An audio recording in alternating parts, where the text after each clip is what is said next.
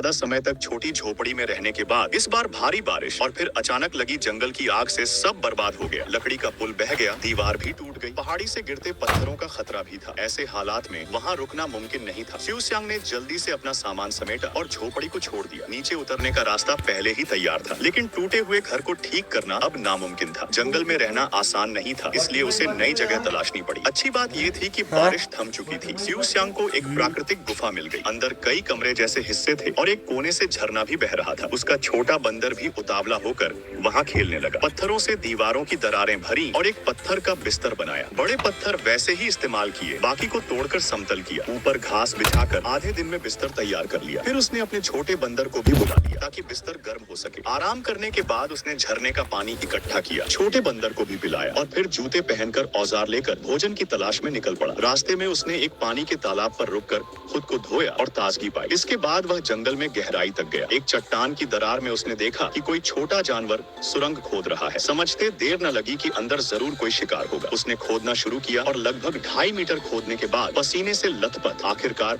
उसने एक मोटी तगड़ी बांस चूहे को पकड़ लिया। थोड़ी देर मशक्कत के बाद उसे काबू में किया और तालाब पर ले जाकर साफ किया। रात को उसे भूनकर खाने की तैयारी शुरू की। इंतजार के समय उसने गाना गुनगुनाया और जब मांस पक गया तो मजे से भोजन किया। अगली सुबह सुहास को एहसास हुआ कि उसकी पुरानी झोपड़ी और गुप्त जगह अब हमेशा के लिए खो चुकी है, इसलिए उसकी बहन भी उसके साथ जुड़ गई। दोनों बहनें मिलकर नई जगह तलाशने लगी। उन्हें एक विशाल और मजबूत पेड़ मिला जो उन्हें बिल्कुल सुरक्षित लगा। दोनों ने मिलकर वहीं नया घर बनाने का निश्चय किया। उन्होंने पेड़ पर लकड़ी की फर्श बनाई, लोहे के कील और तार से उसे मजबूत किया। फिर धीरे धीरे दूसरी परत बनाई और पेड़ की टहनियों से सीढ़ी तैयार की ताकि ऊपर नीचे आसानी से आ जा सके। दोनों ने मिलकर मेहनत की, लकड़ियां काटी, खंभे गाड़े और छत बनाई ताकि बारिश से बचाव हो सके। भीतर घास और पत्ते बिछाए गए जिससे घर आरामदायक हो गया। चू सियांग ने लकड़ी से एक छोटा चूल्हा भी बनाया, उसमें आग जलाई, ऊपर लोहे की कड़ाही रखी और स्वादिष्ट अंडा पकाया। साथ ही पानी गर्म किया और बहन के साथ लाल चीनी की चाय पी। दिन भर की मेहनत के बाद दोनों बहनें पेड़ पर बने नए घर में बैठकर चांदनी का आनंद लेने लगी।